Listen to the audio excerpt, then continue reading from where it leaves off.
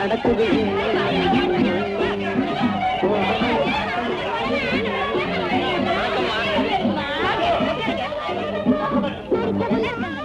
பேட்டி தொடங்கலாங்களா?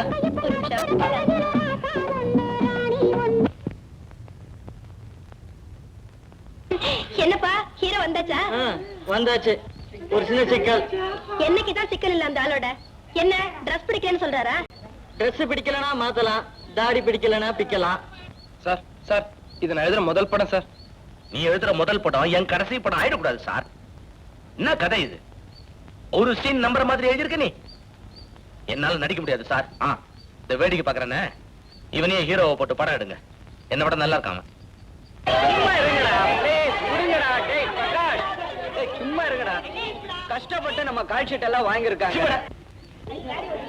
அருணை வர தெலுங்கு படத்துக்கு போகுதா? ஊர் விட்டு ஊர் வந்து கதை பிடிக்கலன்னு சொன்னா பாவ ப்ரொடியூசர் கத்தி என்ன ஆக சொல்ல?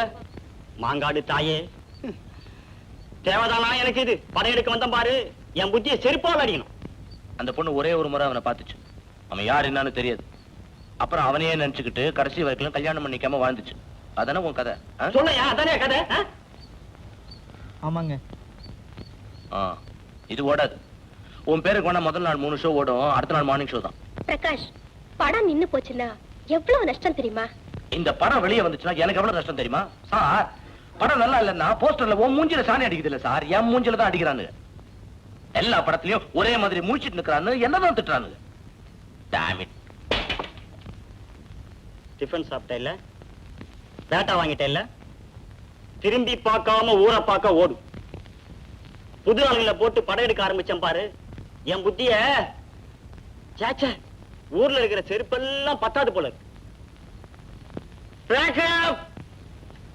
சார், நீங்க சொன்ன மாதிரி கதையை மாத்திடுறேங்க. வெளியில மட்டும் தோத்துடாதீங்க சார். எனக்கு வேற பொழப்பே தெரியாதுங்க. சாப்பிடல இல்ல நீ? கார்ல ஏறு மேன்.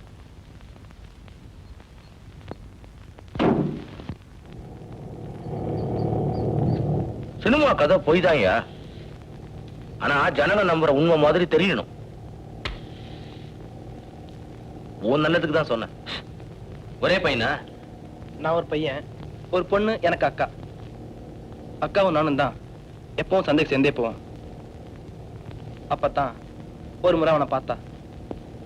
அவன் சிரிச்சான். கண்ணால மட்டும் 2 பேரும் பேசிக்கிட்டாங்க. அப்புறம் வாரம் சந்தை போவோம் அக்கா. ஆனா அவன் மட்டும் வரவே இல்லை.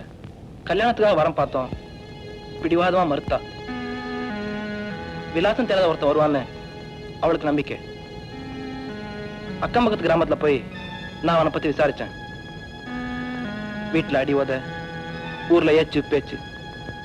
ஒரு வெள்ளிக்கிழமை அவளே ஒரு மஞ்சள் கயிற்று எடுத்து கட்டிக்கிட்டு கிணத்துல கோச்சிட்டா சார். இந்த உண்மைதான் சார் நான் கதையாக்கினேன்.